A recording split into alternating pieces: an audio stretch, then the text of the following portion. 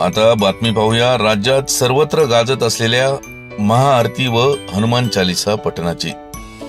महाराष्ट्र नवनिर्माण सेनेचे पक्षप्रमुख राज ठाकरे यांनी मशिदीवरील स्पीकरवरून होणारे अजान बंद झाले नाही तर तेथे हनुमान चालीसा पठण करण्याचे राज्यात सर्वत्र मनसैनिकांना आदेश दिले असताना जुन्नर तालुक्यात मात्र गुरुवार दिनांक 5 मे रोजी एक वेगळेच चित्र पाहायला मिळाले। जुन्नर तालुका मनसेच्या वतीने उपजिल्हा प्रमुख मकरंद पाटे व तालुका प्रमुख साईनाथ ढमढेरे यांनी महाआरतीचे हनुमान चालीसा पठण करण्याचा निर्णय घेतला। ही गोष्ट समजल्यावर जुन्नरचे आमदार अतुल बेनके यांनी मनसे पदाधिकाऱ्यांना विश्वासात घेऊन महाआरती व हनुमान चालीसा नारायणगाव येथील हनुमान मंदिरात करण्याचे आवाहन केले। या आवाहनाला प्रतिसाद देत मनसेच्या पदाधिकाऱ्यांबरोबरच शिवसेना वगळता सर्वच पक्षातील पदाधिकारी या महाआरतीला उपस्थित होते।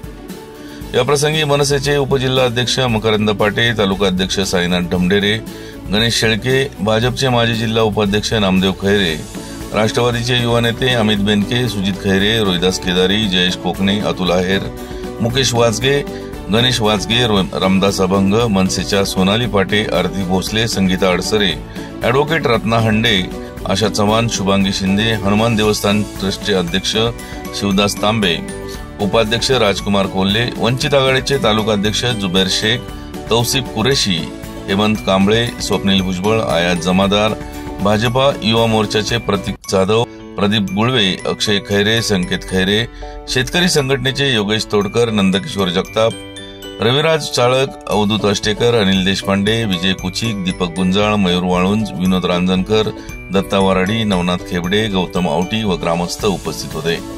यावेळी जुन्नर उपविभागीय पोलीस अधिकारी मंदार जावळे, सहाय्यक पोलीस निरीक्षक पृथ्वीराज ताटे यांनी सर्व धर्मियांमध्ये शांतता व सुव्यवस्था तसेच सलोखा राखण्याचे सर्वांना आवाहन केले। यावेळी श्री जावळे यांनी मंदिर, मस्जिद व चर्चच्या स्पीकर परवान्यासंबंधी माहिती दिली। कार्यक्रमाला उपनिरीक्षक विनोद धुर्वे व पोलीस कर्मचारी उपस्थित होते।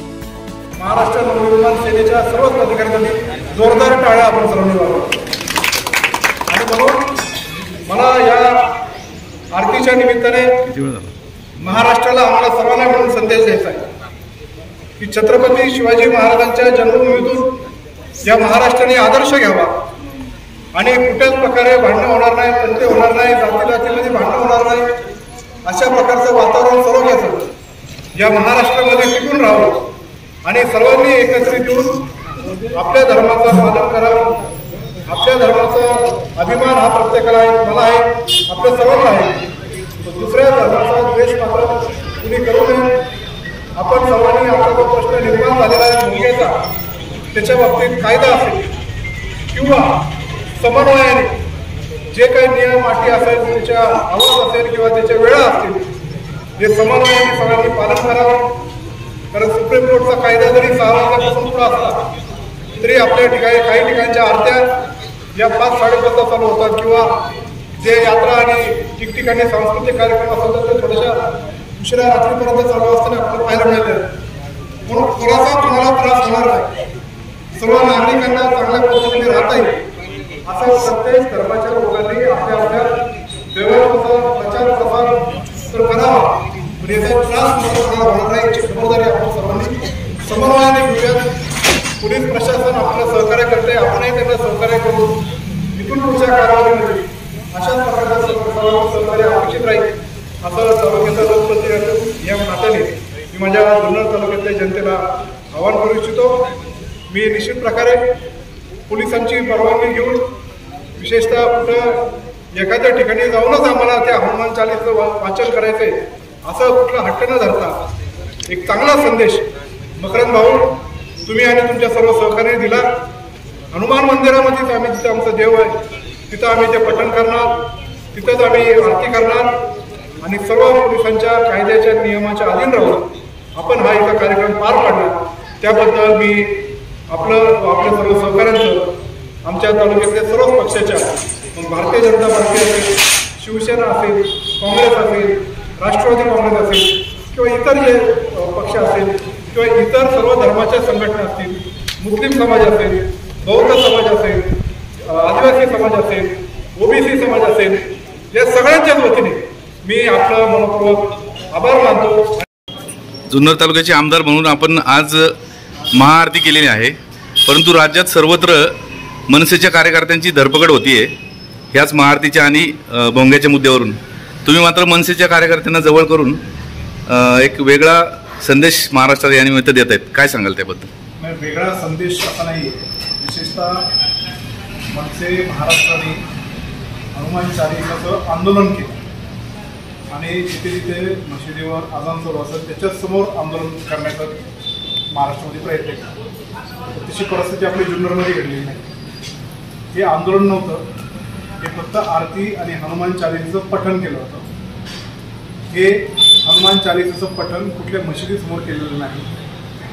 हे हनुमान चालीसाचं पठण हे हनुमंतरायाच्या मंदिरामध्ये केलेलं आहे.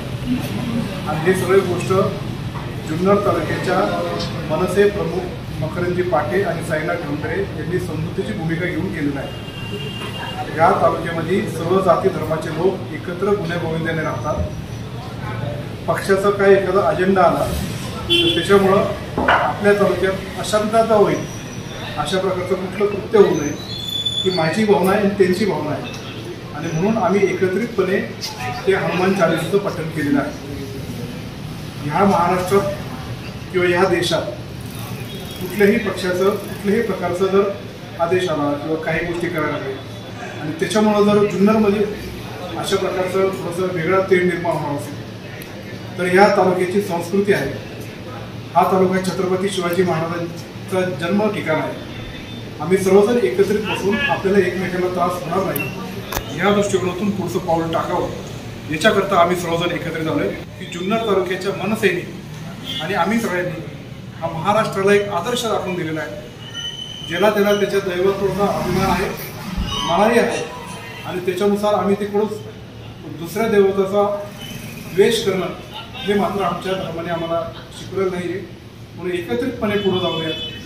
सर्वांनीच भोंग्याचा जो विषय निघाला आहे त्याची सर्वांनी मर्यादा पाळावी, त्याच्या वेळा असतील, त्याचा आवाज असेल, हा समन्वय आहे, कुणाला जनतेला त्याचा त्रास होणार नाही अशा पद्धतीने आपल्या देवाचा आराधना आपण प्रत्येकाने करावी अशीच माझी जुन्नर तालुक्यातल्या आणि महाराष्ट्रातल्या सर्व नागरिकांना ही विनंती असते. हाच कार्यक्रम आपण जुन्नरच्या बाकीच्या गावांमध्ये घेणार आहात का?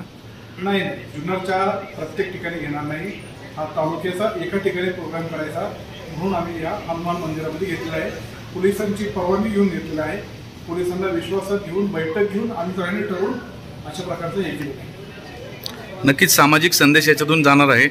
धन्यवाद. धन्यवाद. जय शिवराय. धार्मिक स्थळावरील लाऊडस्पीकर परवान्याच्या अनुषंगाने जुन्नर तालुक्यामधील जवळजवळ 54 मस्जिद, त्याचबरोबर 43 मंदिरं व 1 चर्च यांनी स्पीकर परवाना घेतलेला आहे. उर्वरित जे धार्मिक स्थळ आहेत त्यांनाही स्पीकर परवाना घेण्याबाबत पोलीस प्रशासनाने आवाहन केलेलं आहे आणि त्याला सकारात्मक प्रतिसाद मिळत आहे. जुन्नर तालुक्यातील सर्वच धार्मिक स्थळांची व्यवस्थापनाची ही सर्वोच्च न्यायालयाच्या निर्देशानुसार ज्या सूचना आहेत, जे प्रशासन जी सूचना करते त्यांना सहकार्य करण्याची भूमिका असून त्याच अनुषंगाने मागील 2 दिवसामध्ये जुन्नर तालुक्यातील सर्वच मशिदीवरील जी पहाटेची अजान आहे ती विदाऊट लाऊडस्पीकर देण्यात आलेली आहे. त्या अनुषंगाने पोलीस प्रशासनातर्फे जुन्नर तालुक्यातील सर्वच जनतेला आवाहन करण्यात येत आहे की जुन्नर तालुक्यातील जो जातीय सलोखा आहे तो अबाधित राहावा.